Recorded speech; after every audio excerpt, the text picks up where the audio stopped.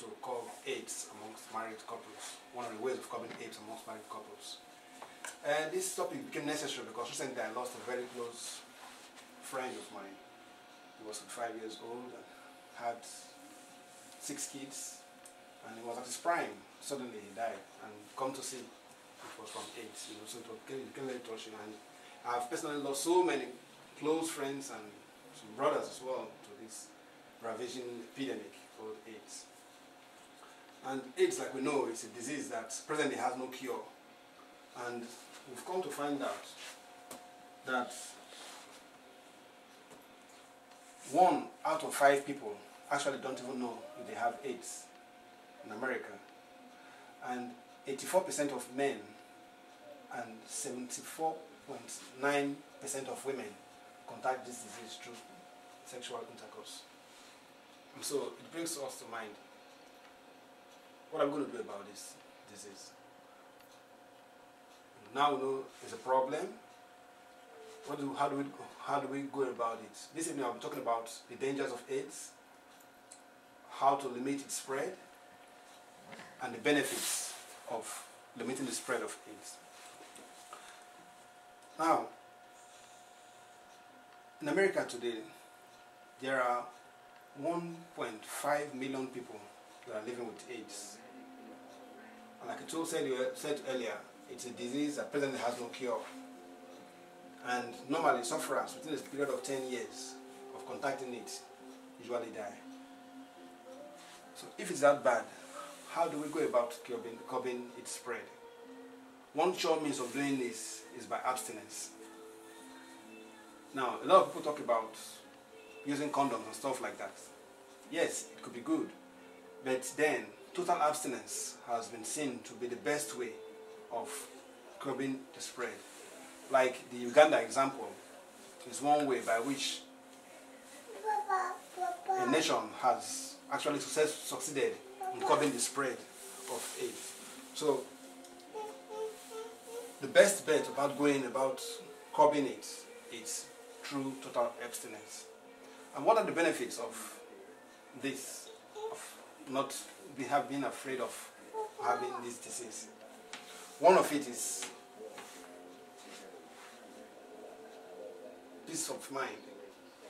You know, a married man or a married woman that sticks to his partner, definitely there's that peace of mind that there's no way you're going to be contacting this very deadly virus. Your wife will be happy, your husband will be happy, your friends will be happy, as well as your family, knowing that you are sticking directly onto your partner, and there's no fear whatsoever that you just might contact this very dreadful disease. And now, we've talked about the danger of AIDS.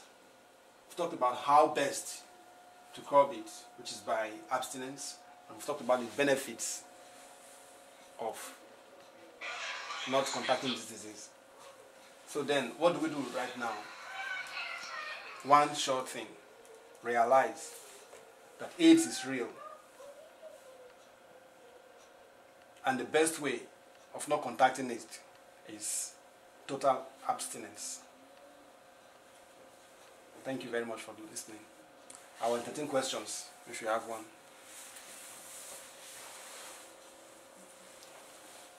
And what about if, because I heard that there are other ways of getting this aid. Even if your wife is faithful, the man is faithful, and maybe through the kids or something, anybody can like. Well, it has been shown that,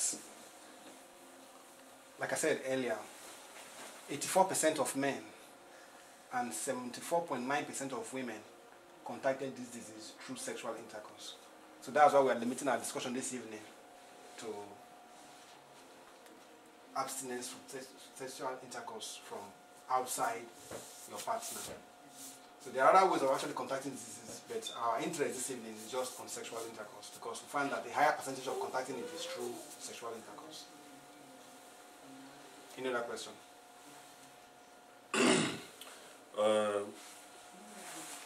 Is the best way to avoid the disease is to use condoms or abstinence? Yeah, that's what I was trying to explain now.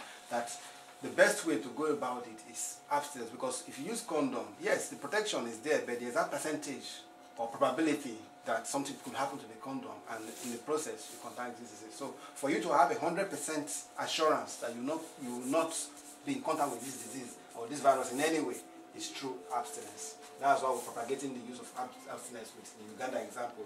Uganda was a country that had a very high rate of the spread of disease, but through abstinence, it has actually gone down a lot, and the world over, everybody recognizes that through abstinence, the Uganda example has actually shown the right way of going about it. So in the absence of further questions, I want to appreciate you for your time this evening. Thank you very much for listening.